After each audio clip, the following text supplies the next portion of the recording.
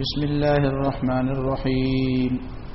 إن الذين آمنوا والذين هادوا والنصارى والصابئين من آمن بالله واليوم الآخر وعمل صالحا فلهم أجرهم عند ربهم ولا خوف عليهم ولا هم يحزنون. مخی آیاتونو کې د یهودو سره خبره روانه وه، داغي مختلف غلطه او پاغي باندې انعامات، داغي تذکره وه. اوسم دغه تذکره روانه ده، خو په دې منځ کې یو بل خبره، هغه خبره دا ده چې په دې يهودو یو غلط فهمي ده. د دې په ذهن کې دا خبره ناشته ده چې موږ د الله تعالی خوښ مخلوق یو، وی نحن ابناء الله واحباؤه، موږ د الله تعالی د اولاد په شان ته خوښ یو، د الله تعالی دوستان یو. نو کوم څومره غلطۍ کوو او څومره زیاتی کوو، خو موږ ته ګناه نقصان نه رسوي. موږ داسې چل راځي چې ګناه موږ ته نقصان نه رسوي. نو دا هغه خبره جواب الله تعالی کوي، او د ټولو ناول پکې د مؤمنانو ذکر کوي چې د الله تعالی په دربار کې او د الله تعالی په قانون او په ضابطه کې د چا خاص قبیله د پاره، د چا خاص ډلې د پاره، د چا خاص خاندان د پاره، یا د یو علاقې د خلکو د پاره، یا د یو زمانه د خلکو د پاره اس ریلیکسیشن او اس آسانی نشته. د الله تعالی په قانون کې، د الله تعالی په ضابطه کې د عقیده او د عمل قدر ده. دا عقیده چې د اسلام کوم عقیده ده، دا چې په کومه زمانہ کې، په کوم وطن کې، په کوم قام کې او په کومه علاقه کې څوک خپل کړي، نو دا د کامیابی ضمانت دی. باندې الله تعالی د کامیابی وعده کړی. او چې د دین اخوا دی خو واوري، نو خدای دې کی چې د مؤمن تاسو خو لازم ته يهوديان وای، او چې ځان ته بالکل د سوچ مؤمنانو ډله وای، خو چې عملاً پکې دا شزونه یې نه، ایمان او عمل صالح پکې حقیقتا یې نه. نو که د دنیا هم د امنو په نوم باندې پیژني او ځان ته الذین آمنو وای، هغه په دې کې شامل نه دي. نو د ټولو نه اول دلته د ایماندارو خبرو چې ان الذین آمنو، هغه څوک چې ځان ته ایماندار وای او ایمان راوړو، والذین هادو، او هغه کسان چې ځان ته يهوديان وای، والنصارى، او هغه څوک چې ځان ته عیسایان وای، والصابئین، او چې څوک صابئین دي. نو په دې ټولو کې کامیابی د چا لپاره ده؟ من آمن بالله، څوک چې په الله باندې ایمان ولري، والیوم الاخر، او قیامت مني، وعمل صالحا، او یوازې عقیده نه بلکې عمل مو کې نیک، نو فلهم اجرهم عند ربهم، دې ته به د دې مزدوري د رب په خوا کې ملاويږي. او ولا خوف عليهم ولا هم يحزنون، دې باندې به د آینده لپاره یاره نه او په تیره زمانہ پسې به خفه نه. نو دا بنیادی خبره ده چې د ډلو د نمونو په وجه باندې نجات نه دی. یو سړي ځان له ډله جوړ کړو، فرقه ناجیه ځان له نوم کې خو فرقه ناجیه. نو د دې معنا دا نه ده چې په دې فرقه ناجیه کې چې کوم خلک شامل دي جوړدار رښتیا ناجیه دي، او دا نوم خود ځان له خو دې چې الله تعالی خو ولنه دی خو. دا المسلمین المؤمنین عباد الله دا خنمونه دي. وان الذين امنوا، پس بیا وی چې من امن بالله، پر امنو کې بم د شي کسانی، پر الذين امنوا کې بم د شي کسانی چې په حقیقت کې به ایماندار نه. نو بعض حضرات د یو خبره په مطلب باندې ځان نه پوهې کوي، نو هغه دا خیال چې دا ټول خبره د سپوري تعلق ساتي، صرف د عنوان پورې تعلق ساتي، د عنوان پورې تعلق نه ساتي. دا عنوان مصداق به جوړې د غواړي. مصداق یو حدیث دی، دا حدیث په مفهوم کې او په معنا کې خلک دومره غټه غلطۍ کوي. لکه یو حدیث دار ہے چې المسلم من سلم المسلمون من لسانه ويده، والمؤمن من امنه الناس على دمائهم واعراضهم، والمجاهد من جاهد نفسه في طاعة الله، والمهاجر من هجر الخطايا والذنوب. عام طور باندې خلق د مهاجر او د مجاهد د پاره د لفظ چې مهاجر چاته وي من هجر الخطايا والذنوب چې ګناونه پرې دي بدته مهاجر نو ولدي انصار ګناونه کول څه مدینه منوره کې یو انصار او یو پکې مهاجر د مکې نه چې کوم خلک تلي دي ګناونه نه کول او نعوذ بالله په مدینه منوره کې چې کوم انصار له ټول ګناګارو ځکه هغه مهاجر نه وي والمجاهد من جاهد نفسه في طاعه الله مجاهد هغه چاته وي چې د خپل نفس سره جهاد وکړي او دا د کافر سره به جهاد څوک کوي ته بدل ته ګوت ته زور کې د نفس سره به جهاد کې نه به څوک کوي نو دا د آیاتونو د احادیث معنا نه پیژني دارنګ والمسلم من سلم المسلمون من لسانه ويده مسلمان دی ته وي چې د جبه او د لاس نه خلق محفوظي نو چاړه هندو خو بیا غټ مسلمان دی چاړه هندو نه دی هغه بیا مسلمان دی ځکه چې هغه په جبم چاته سن شي ویلې او خار پړقم دی غریب ځان له ډوډۍ غواړي نو هغه بس مسلمان دی ځکه چې سلم المسلمون من لسانه ويده هغه په لاس مسلمان ته سن شي ویلې په جبم نشي ویلې نو هغه بیا مسلمان دی اول مؤمن من امنه الناس على دمائهم واعراضهم مؤمن دی ته وي چې خلق خپل عزت او خپل مال دغه په لاس کې سګني محفوظ غن نه بد د برتانیې او د یورپ د حکومتونو چې ټول مؤمنان دي لکه چې مونږ الته په کلونو پاتې شوی مونږ ته چاغدم نه دی کړی مو چا سره دی ویل مونږ چا نه وزار کړی د مثال پتو نو ته وایې چې الله څنګه چلې ما د خدای غیر الله سره تکلیف نه ملاو شوی نو بیا دا خلک دي نو دا په مطلب باندې ځان نه پوي مؤمن هغه څوک دی چې امنه الناس على دمائهم یعنی مؤمن خو ارسل ځان ته مؤمن وای د ایمان د پاره خو څه شرایط یې خو به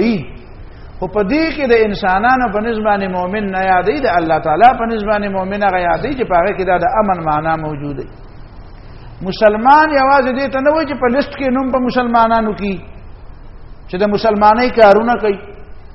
مهاجر یوازې دې ته نه وای چې په لیست کې او په رجستر کې د مهاجر په نوم درجه نور خو مهاجر وای دې ته چې هغه به د کلی نه راغلی خو آیا د الله تعالی په نسبت به مهاجر ته د هجرت ثواب صرف په دې ملاويږي چې د کلی پرې خو کنه کلی د ګناه د وجنه پرې خو نو د دنیا خلق خو هغه ته مهاجر وای چې د بل وطن نه راغلی خدای الله تعالی په نسبت د مهاجر د صرف دغه خبره کافی ده چې د بل وطن نه راغلی یا مجاهد خو په دنیا هر چاته مجاهد وای جزیه په کوپر ډز کیږي ته وای مجاهد وای خو آیا هر هغه سړی چې په کوپر باندې ډز کوي او مسلمانانو ته د مجاهد په نوم وای ته د مجاهد ثواب ملاويږي کله الله تعالی یو خپل رجستر شته د دې مطلب دا دی چې یو مهاجر او مجاهد تاسو په رجستر کې دی په قانوني رجستر کې دی قانوني یو هغه چې الله تعالی په اجر او ثواب ورکړي دا معنی نه ده چې د مجاهد هم دقه معنا ده یا رجی مهاجر دغه ته وایي چې هاجر الخطايا والذنوب چې ګناونه نه کوي نو ته وایي او د مهاجرینو خو ګناونه نه کول او د انصار وکول کنه نو د انصار دغه مهاجر نه وایي د انصار ته بیا ولې مهاجر نه وایي بیا خو د مدینه ټول صحابه ته مهاجر ویل پکار دي نو د ځینو ته پکې انصار ولې وي او مهاجر وته نه وي ځکه چې هغه ګناونه کول کستا د تشریح دا شي نو بیا خو دې دا مطلب نو دلته دا خبره ده چې ان الذين امنوا کوم خلک چې ځان ته ایماندار وي به د ټول جنت ته ځي نه نه الله تعالی وي په دې الذين امنوا کې من امن بالله واليوم الاخر نو څه مطلب الذين امنوا هو دې چې من امن بالله ونا الذين امنوا دودي یو الذين امنوا هغه چې په لیست کې او په شمار کې په مردم شماري کې مؤمنان دي عنوان د مؤمن دی اجه د مؤمنانو په ډله کې دی وی مؤمن یم عبد الله دی عبد الرحمن دی زید دی عمر دی خالد والد دی شاهو باهو دی دا نمونه د مسلمانانو او حقیقت کې بیا مسلمانی باندې ګوره غوړه نوم د الله تعالی په نسبت باندې سده احب الاسماء الى الله تعالی عبد الله او عبد الرحمن خدای عبد الله ابن ابي شنو عبد الله نوم عبد الله نو عبد الله خدای الله تعالی خو نوم دی نو دا خو خیر جنوم دی نو دا سړی په جنت ته ځي که دوزخ ته ځي او دوزخی دی او نوم د الله تعالی خوښ دی نو نوم خوښ دی نو سړی به خوښ یا باندې خوښ دا ضروري خو نه دی دا نوم خوښ دی دا د هر سړي نه سړی به خوښ نو دا یو بنیادی خبره ذهن کې کېنول غواړي چې بعضې خلک دا نو دلته قرآن دا خبره کوي او بیا دا ټول ډلې ذکر مشهور د دنیا غټه غټه ډلې ذکر کړي د دنیا غټه ډلې سلور دي یو مؤمنان دي یو يهوديان دي یو عیسایان دي یو صابئین دي دا سلور واړه مذهبي ډلې دي د دې سلور واړو ډلو دا دعوا ده چې مونږه د آسماني کتاب قائل د آسماني دین منون کی مونږ د آسماني دین منون کی لہذا چې څوک آسماني دین مني نو دا به جنت ته ځي نو د سلور واړو ډلو دا دعوا ده چې ار یو جنت ته ورځي الله تعالی وینا دا دعوا او دا تمام که صرف په دې نوم کې چې زما د ډلې نوم آسماني دین دی مسلمانان وي زمونږ د ډلې نوم آسماني دین دی اهل کتاب وي زمونږ د ډلې صابئین وي زمونږ د ډلې نو یوازې په دې باندې کار نه کیږي او په دې به یوازې جنت ته نه ځي چې ستاسو د ډلې نوم آسماني دین دی بلکې که کار دی هغه مطابق کو نو بیا ټیک دا که کار دی هغه مطابق نوم ته نه کته کیږي کار ته کته کیږي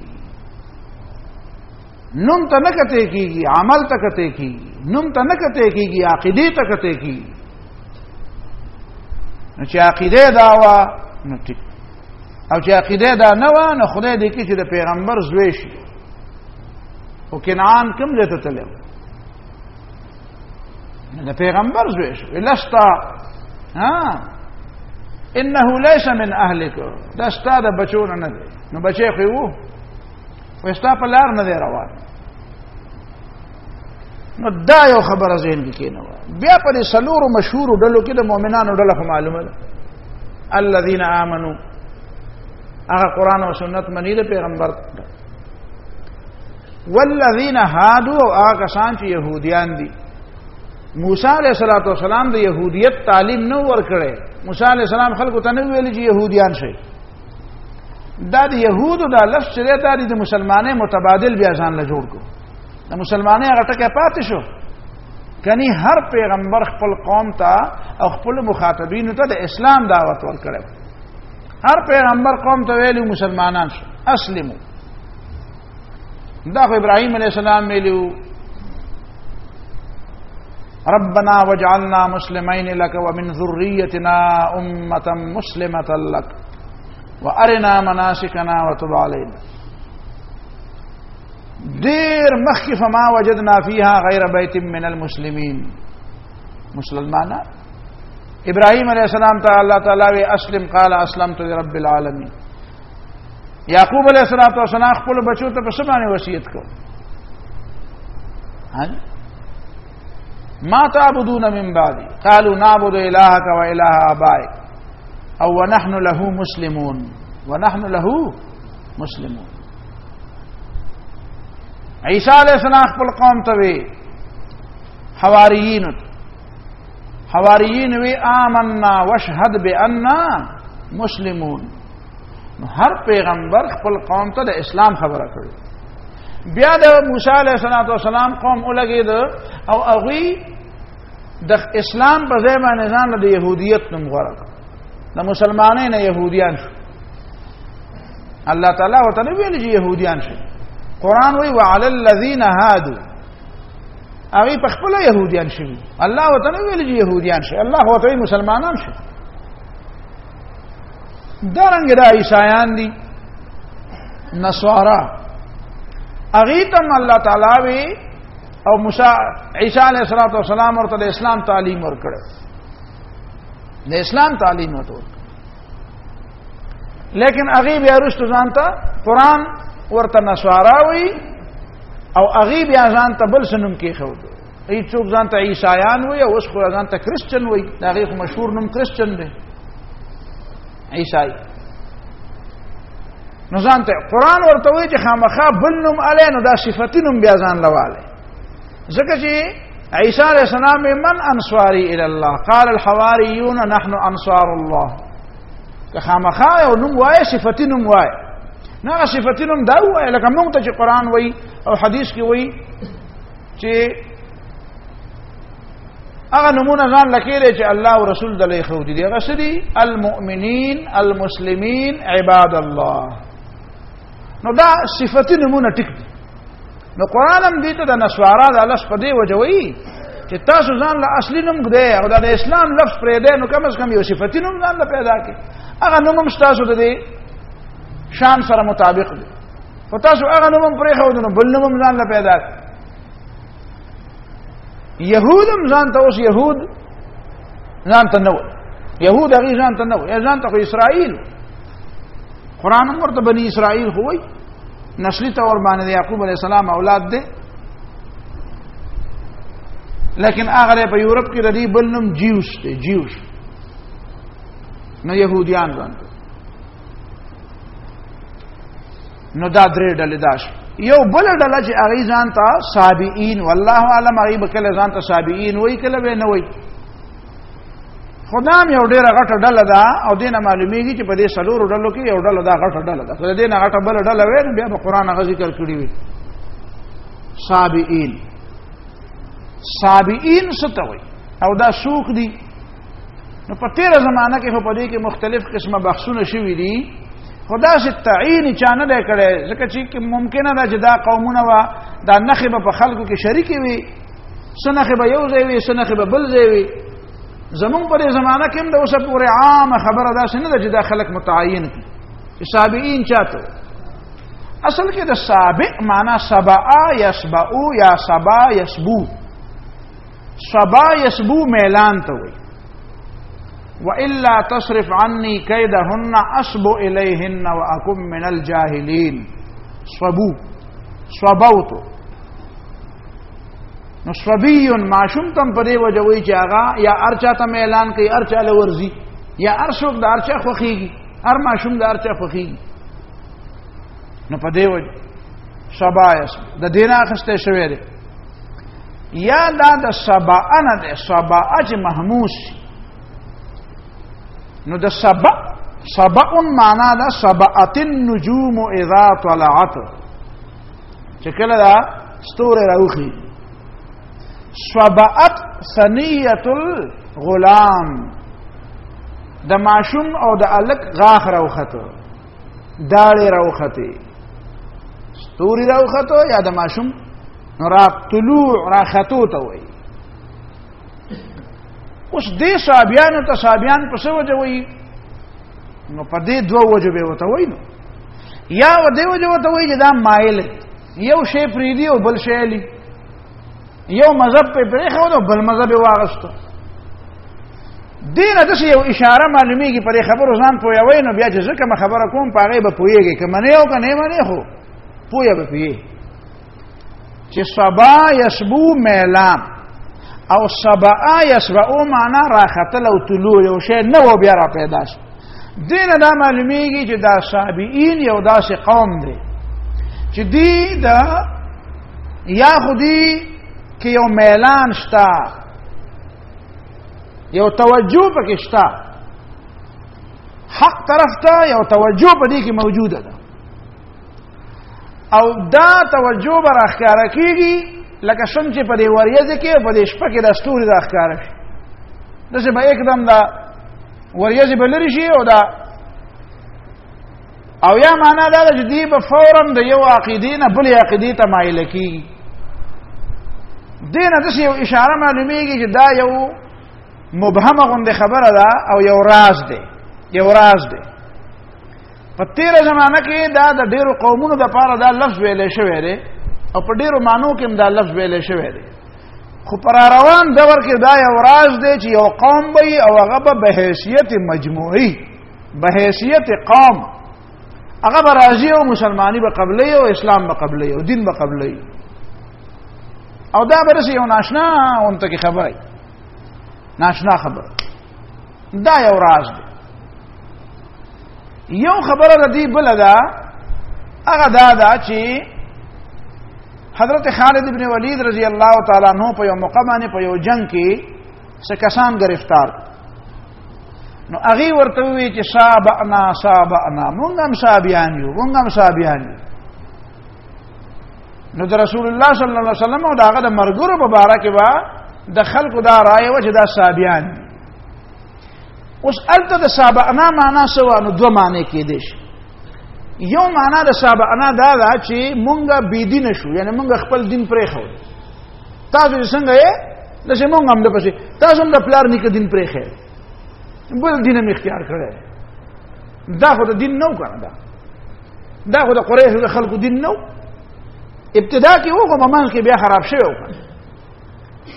نو صابئنا معنا دا چې څنګه تاسو خپل دین پرېښو نو نوې دین هم را پیدا کړ او په هغه دین کې رااله نو صابئنا مونږ هم دا نوې دین زوړ دین پرېښو نو بل دین کې رااله نو حضرت خالد ابن ولید وی چې دا خو تاسو په مونږ پورې خندا وکړه ولې مونږ صحابیان یو ویدا ملک نو مړې دویمه وجه د دې دعوا چې بعض علماء دا لیکلي دي چې دا صابئین چې دي لکه ابن کثیر چې دا وایي او دا مولانا محمد علی صابونی په خپل مختصر ابن کثیر کې هم لیکلي دي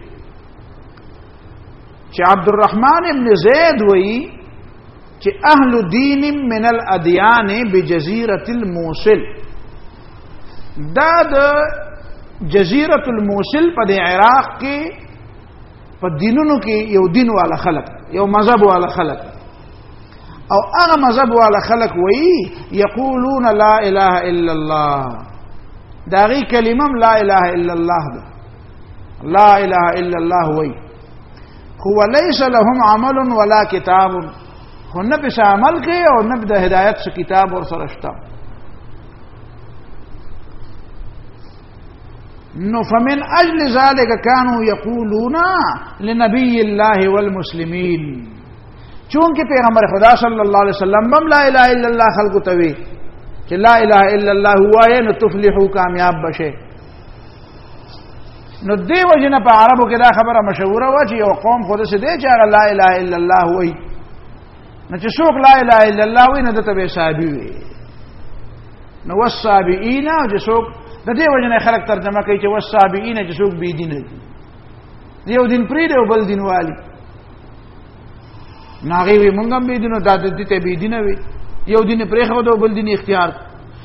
یا والصابئین چې څوک اسدا کلمه د لا اله الا الله وي دین دا معلومه شو چې دا د څه خلق دی څومره تفاسیر چې ګوري او څومره چې داغي خلاصه او باسي نو پاغي کې چې کومي خبرې دي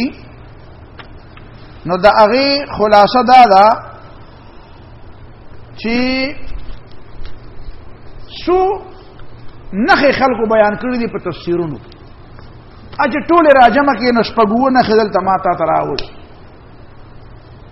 تمام تفاسیرونه چې خبره راجمه کې ما په خپل ټول تفسیرونه نه راجمه کړی خو ما د مولانا شمس نوید عثماني چې دا د هندستان باشنده دی او ډېر لوی عالم دی او د مولانا شبیر احمد عثماني رحمه الله د دې خاندان سره تعلق دی غالبا نو د معلومات را جمع کړی دي او زما دا ټول معلومات ما دا غنا غوښتي ورنه د هندو مت او د دې نورو کتابونو باندې زما د نو څه مطالعه نشته سرسری غونډه مطالعه ځکه چې سنسکرت جبه همال راځي نو کوشش خو وکړو چې ایز دې کو نو اغه دا وایي چې دې کې چې څومره تفاسیر وې ما کتل دي نو دا غې نه مې دا خلاصه را نقل کړې چې په دې خلکو کې یو شهدا دی چې دی ځان ته د نوح علیه السلام په دین باندې وې دا خو تفسیر ابن کثیر هم دا خبره لیکلې تفسیر ابن کثیر دا ټول تفسیرونه راغسته ده کنه یو نخر صحابیانو دا چې دی وې موږ د نوح علیه السلام په دین باندې یا د دې په باره کې دا ویل کېږي چې دا د نوح علیه السلام قوم دی دا دی په خپل ځان ته نه وي خو د دې په باره کې ویل کېږي دویمه خبره دا چې دا اهل کتاب دي سره کتاب شته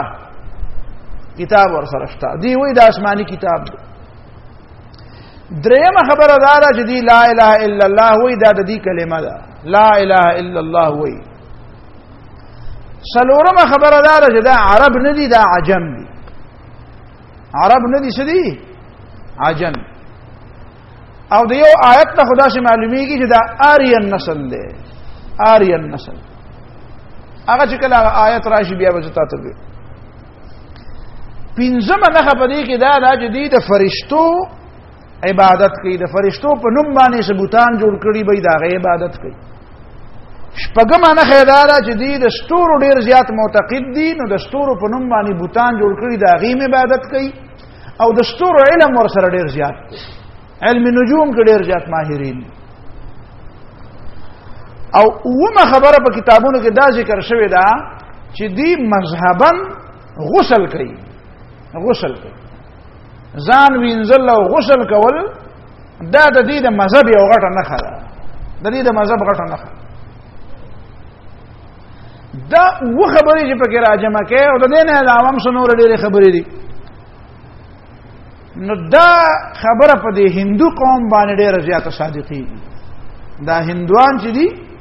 په دې باندې دا خبره ډېر زیاته